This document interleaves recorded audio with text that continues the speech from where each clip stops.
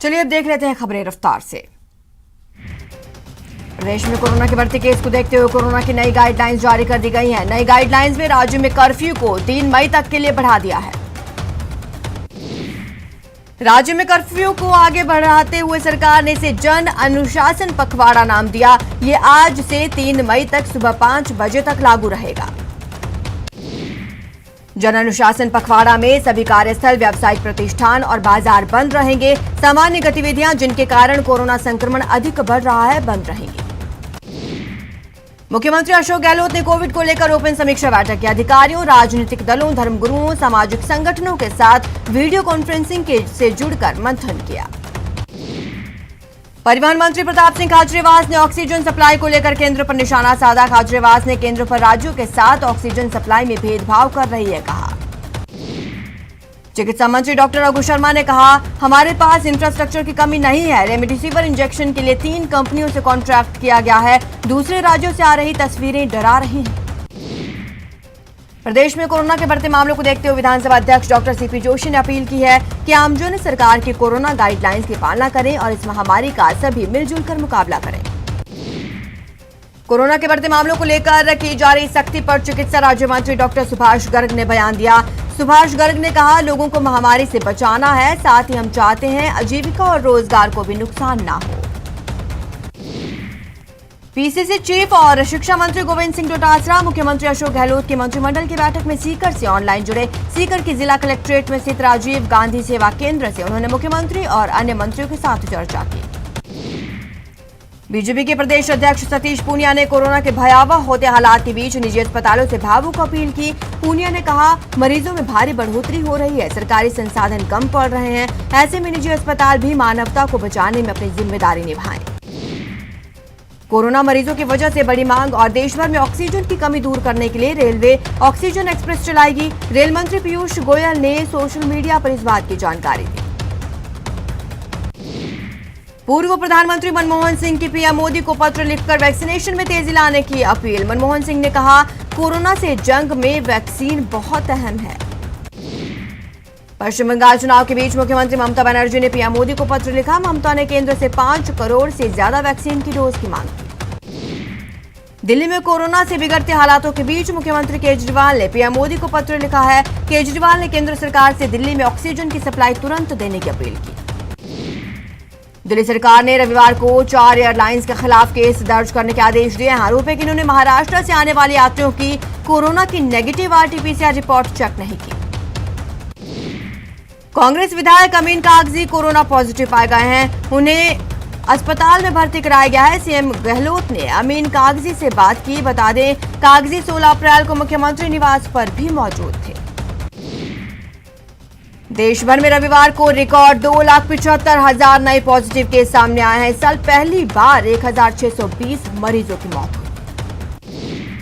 महाराष्ट्र में कोरोना के 68,631 पॉजिटिव मामले सामने आए, जबकि 503 लोगों ने जान गंवा दी।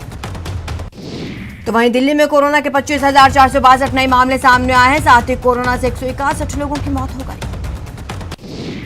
उत्तर प्रदेश में कोरोना की दूसरी लहर से हाहाकार मचा है। बीते 24 घंटे में 30,596 नए केस सामने आए। 129 लोगों की जान चली गई। बिहार के मुख्यमंत्री नीतीश कुमार ने राज्य में सख्त पाबंदियों का ऐलान कर दिया है। बिहार में रोजाना रात 9 बजे से सुबह 5 बजे तक कर्फ्यू रहेगा। इसके अलावा 15 मई तक स्कूल, कॉलेज, सिनेमा हॉल बंद रहेंगे। बिहार में हेल्थ वर्कर्स को 1 महीने का अतिरिक्त वेतन मिलेगा। वडोदरा में महामारी की जानलेवा रफ्तार जारी। बीते 24 घंटे में 10,514 नए केस, जबकि महामारी से 42 लोगों ने जान गंवाई। कोरोना काल में सिरोही से बड़ी खबर सामने आई है। जिले में प्रशासनिक अधिकारी ही कोरोना पॉजिटिव हो गए हैं। चौंकाने वाली बात यह कि जिला कलेक्टर, अतिरिक्त कलेक्टर, एसडीएम, तहसीलदार, शहर कोतवाल सभी कोरोना पॉजिटिव। जोधपुर में कोरोना से हालात बद से बदतर होते जा रहे हैं। हालात ये हैं कि जिला प्रशासन को शमशानों में अंतिम संस्कार के लिए लकड़ियों का स्टॉक करवाना पड़ रहा है। राजस्थान यूनिवर्सिटी के 15 हॉस्टल में रह रहे करीब 2,500 स्टूडेंट्स की जान जोखिम में है। हॉस्टल में कोरोना से बचाव के लिए न मास्क है, न ही सैनिटाइजर का इंतजाम। कई स्टूडेंट्स अपने घरों की ओर लौटने लगे हैं। चूरू के राजगढ़ विधायक कृष्णा पूनिया भी कोरोना से संक्रमित पाए गए हैं। कृष्णा पूनिया ने जयपुर के आरयूएचएस में कोरोना की जांच करवाई, जिसमें उनकी रिपोर्ट पॉजिटिव आई। प्रतापगढ़ में कोरोना के 51 नए मामले सामने आए। धरियावाद नगर में कुल 38 कोरोना संक्रमितों की पुष्टि हुई।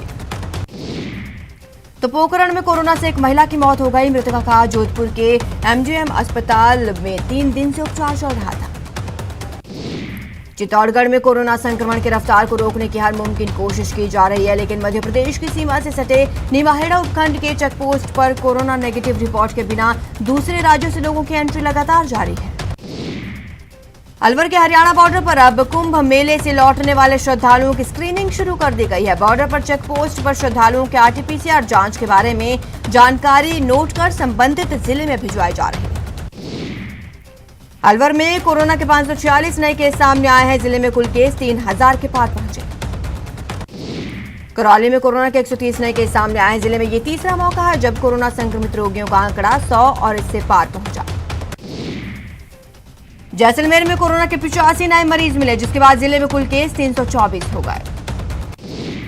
कोटा में मरीजों की देखभाल के लिए मंत्री धारीवाल ने कमान संभाल रखी है। अस्पताल में जहां भी कोई कमी नजर आ रही है, मंत्री धारीवाल मदद पहुंचा रहे हैं। धौलपुर में वीकेंड कर्फ्यू लगते ही गुटखा और तंबाकू उत्पाद की कालाबाजारी के खिलाफ प्रशासन ने कार्रवाई की। शहर के धूलकोट रोड पर छापा मारकर भारी मात्रा में गुटखा जब्त किया। कोरोना की दूसरी लहर के बढ़ते संक्रमण को लेकर सरकार की ओर से लगाए गए वीकेंड कर्फ्यू के दूसरे दिन ग्रामीण क्षेत्र में मिला जुला असर देखने को मिला। कोटपुतली, शाहपुरा, चामू, चाकसू समेत विभिन्न इलाकों में पुलिस प्रशासन मुस्तैद रहा। बाड़मेर में भी वीकेंड लॉकडाउन का असर देखने को मिला। पुलिस ने सड़कों पर फ्लैग मार्च निकाला।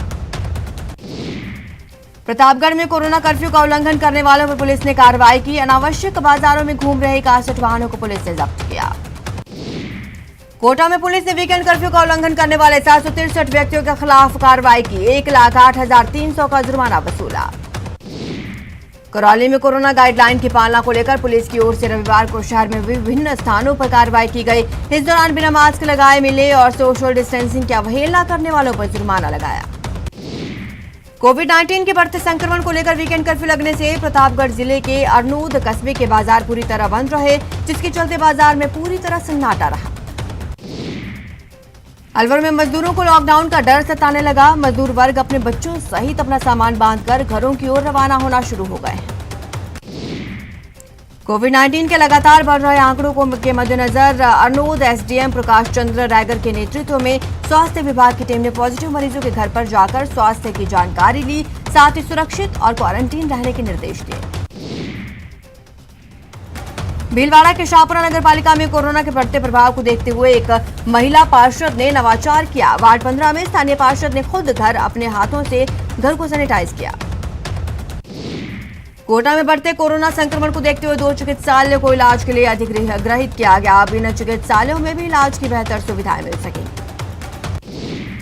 कोरोना काल में आम लोगों को राहत देने के लिए प्रदेश कांग्रेस कार्यालय में कंट्रोल रूम शुरू किया गया। 24 घंटे ये रूम काम करेगा। कोटा में प्लाज्मा डोनेशन का कारवां लगातार बढ़ता जा रहा है। कोटा दक्षिण उप महापौर पवन मीणा ने दूसरी बार प्लाज्मा डोनेट कर 2 लोगों को जीवन दान दिया।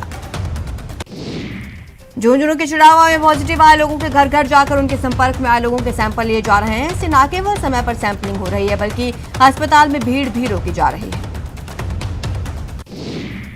बीकानेर में बढ़ते कोरोना मामलों के बीच शहर वासियों के लिए अच्छी खबर। बीते कई दिनों से वैक्सीन की कमी के बाद बीकानेर वासियों को 39,000 कोरोना वैक्सीन मिली। पश्चिम बंगाल की रैली रद्द करने के राहुल गांधी के फैसले की सीएम गहलोत ने सराहना की। गहलोत ने कहा, राहुल गांधी ने राष्ट्रहित में यह फैसला लिया और पीएम मोदी समेत सभी नेताओं को राहुल गांधी से सीख लेनी चाहिए। वैक्सीन पर दिए पीयूष गोयल के बयान की सीएम गहलोत ने निंदा की। सीएम ने ट्वीट कर लिखा, राज्य सरकारें अपने अस्पतालों में भर्ती मरीजों के लिए ऑक्सीजन की सप्लाई ले रही हैं। ये ऑक्सीजन किसी राज्य सरकार के निजी उपयोग में नहीं आ रही। प्रदेश में 3 सीटों पर हुए उपचुनाव की वोटिंग के बाद नतीजों को लेकर अलग अलग कयास लगाए जा रहे हैं, लेकिन बीजेपी के प्रदेश अध्यक्ष सतीश पूनिया का दावा है, तीनों सीटों पर बीजेपी की जीत होगी। राजसमंद सांसद दिया कुमारी ने कानून व्यवस्था के मुद्दे पर राज्य सरकार को आड़े हाथों लेते हुए चौपट करने का आरोप लगाया। दिया कुमारी ने कहा, पिछले 2.5 साल में प्रदेश अपराध की राजधानी बन गया, जहां ना महिलाएं सुरक्षित हैं और ना ही पुलिस। उन्होंने कहा अपराधियों के पास अत्याधुनिक हथियार पहुंच रहे हैं, सरकारों को इसकी भनक तक नहीं रहती। विपक्ष लगातार इस मुद्दे पर सरकार का ध्यान आकर्षित करता रहा, लेकिन सरकार को कोई फर्क नहीं पड़ रहा। टोंक के लाल हनुमान देवंदा का आज पूरे राजकीय सम्मान के साथ पैतृक गांव में अंतिम संस्कार किया जाएगा। 12 आरआर राइफल के जवान हनुमान कश्मीर के उधमपुर में आतंकियों से लोहा लेते हुए शहीद हो गए थे। भाई की शहादत की खबर के बाद से परिवार सदमे में है। कोटा के खतौली थाना इलाके में ट्रिपल मर्डर मामले में पुलिस को आरोपियों के बारे में कोई सुराग नहीं मिल पाया। पुलिस ने तीनों शवों का पोस्टमार्टम करवाकर परिजनों को सौंपा। अलवर जिले के खेरली क्षेत्र में करीब 4 माह पूर्व देवकरण मीणा का अपहरण कर नृशंस हत्या मामले में पुलिस ने मुख्य आरोपी सहित 2 आरोपियों को गिरफ्तार किया है। कोचिंग सिटी कोटा में वीकेंड कर्फ्यू के बावजूद बदमाशों के हौसले बुलंद। वीकेंड कर्फ्यू में कई बदमाश एक युवक पर धारदार हथियार से हमला कर दिया। युवक को गंभीर हालत में एमबीएस अस्पताल में भर्ती कराया गया। अलवर में मीणा हत्याकांड के आरोपियों को पुलिस ने गिरफ्तार कर लिया है। चूरू में एक युवती ने युवक पर फोटो वायरल की धमकी देकर दुष्कर्म करने का आरोप लगाया। पुलिस मामले की जांच कर रही है। सवाई माधोपुर के मोइन हत्याकांड में पुलिस को बड़ी कामयाबी मिली। पुलिस ने हत्याकांड के 8 आरोपियों को गिरफ्तार करने में कामयाबी हासिल की। राजसमंद पुलिस ने चोरी की 2 वारदातों का खुलासा किया। बाइक और चोरी के मामलों में 2 आरोपियों को गिरफ्तार किया गया। कोटा में एक युवक ने जहर खाकर जान दे दी। पुलिस मामले की जांच कर रही है। धौलपुर में शोरूम पर हमला करने वाले 2 आरोपियों को पुलिस ने गिरफ्तार किया। 15 अप्रैल को बदमाशों ने तोड़फोड़ की और वारदात को अंजाम दिया था। हनुमानगढ़ पुलिस ने क्रिकेट बुकी को गिरफ्तार किया है। बुकी के पास से हजारों का हिसाब किताब बरामद हुआ। भरतपुर की कैथवाड़ा थाना पुलिस ने कार्रवाई करते हुए अवैध हथियार सहित घूम रहे युवक को गिरफ्तार किया। युवक से देसी कट्टा और जिंदा कारतूस बरामद। डूंगरपुर में बॉर्डर रतनपुर पर गुजरात पुलिस ने बड़ी कार्रवाई की। गुजरात की शामलाजी थाना पुलिस ने रतनपुर चेक पोस्ट पर उदयपुर जिले के 3 युवकों को 80 लाख रुपए कैश के साथ गिरफ्तार किया। अजमेर के सेंट्रल जेल में मोबाइल मिलने से हड़कंप मच गया। मामले की सूचना पर जेल प्रशासन द्वारा मोबाइल और सिम को जब्त किया गया। भीलवाड़ा पुलिस ने नाकाबंदी तोड़ने और 2 कांस्टेबल्स की हत्या के मुख्य आरोपी सुनील डूडी को गिरफ्तार कर लिया। बता दें 10 अप्रैल को यह वारदात की गई। कोटा के घंटाघर इलाके में आधा दर्जन बदमाशों ने युवक की आंखों में मिर्ची डालकर जानलेवा हमला किया। बदमाशों के हमले में गंभीर रूप से घायल युवक को एमबीएस अस्पताल में भर्ती करवाया गया। भरतपुर के शीशम तिराहे के पास बेकाबू निजी बस ने बाइक सवार को रौंद दिया। हादसे में युवक की मौके पर ही मौत हो गई। पुलिस शव कब्जे में लेकर जांच शुरू कर दी है। अजमेर पुलिस ने नाबालिग के साथ शादी का झांसा देकर 4 साल से दुष्कर्म करने वाले आरोपी को गिरफ्तार किया। पुलिस गिरफ्त में आया आरोपी शिवराज पीड़िता का पड़ोसी है और बालिग होने पर शादी करने का झांसा दे रहा था। चूरू के सांडवा थाना इलाके के गांव में हिरण शिकार का मामला सामने आया है। यहां सांडवा पुलिस और वन विभाग की टीम ने संयुक्त कार्रवाई करते हुए 3 जनों को गिरफ्तार करते हुए मृत हिरण और हथियार बरामद किए। अजमेर के अलवर गेट थाना इलाके में एक रिटायर्ड सरकारी कर्मचारी ने अपनी बेटी के सास ससुर और दामाद की प्रताड़ना से तंग आकर आत्महत्या कर ली। मृतक के पास से सुसाइड नोट मिला जिसमें उसने अपनी बेटी के पति, सास और ससुर पर उनकी बेटी को दहेज के लिए प्रताड़ित करने और मानसिक रूप से परेशान करने का आरोप लगाया है। भरतपुर की जुरहरा थाना पुलिस ने कार्रवाई करते हुए 5 शातिर ऑनलाइन ठगों को गिरफ्तार किया है। खेतड़ी के राजकीय अजीत अस्पताल से मर्डर का एक आरोपी 2 गार्ड्स को चकमा देकर फरार हो गया। आरोपी छगन लाल बावरिया को शनिवार शाम ही अस्पताल में भर्ती करवाया गया था। जैसलमेर रेलवे स्टेशन पर बड़ी खड़ी यात्री गाड़ी के मालढिब्बे में एक बुजुर्ग शव पड़ा हुआ मिला। जमुलवी से जैसलमेर आने वाली इंटरसिटी एक्सप्रेस ट्रेन में यह शव मिला है। जैसलमेर के फतेहगढ़ में कब्जा हटाने के लिए महिला पर पेट्रोल डालकर जलाने की कोशिश के मामले में ऊर्जा कंपनी के अधिकारियों के खिलाफ केस दर्ज किया गया। बीकानेर के बज्जू में करणी सेना जिलाध्यक्ष समेत 3 लोगों पर हमले का मामला सामने आया है। राजसमंद के आमेट में पत्थरों के बीच खून से लथपथ युवक मिलने से इलाके में सनसनी फैल गई। सूचना पर आमेट थाना पुलिस मौके पर पहुंची और युवक को प्राथमिक इलाज के बाद उदयपुर रेफर कर दिया गया। प्रतापगढ़ के छोटी सादड़ी में नारकोटिक्स विभाग की ओर से किसानों की अफीम की तौल की जा रही है। इसके दौरान 56 क्विंटल 36 किलो अफीम तोली गई। पोखरण में 2 बंदरों ने उत्पात मचा रखा है। रविवार को बंदरों ने 2 बच्चियों पर हमला कर दिया। दौसा के लालसोट में एक बेकाबू पिकअप पलट गई। इस हादसे में पिकअप में सवार 3 लोग गंभीर रूप से घायल हो गए, जिनमें से एक व्यक्ति को गंभीर हालत में जयपुर रेफर किया गया।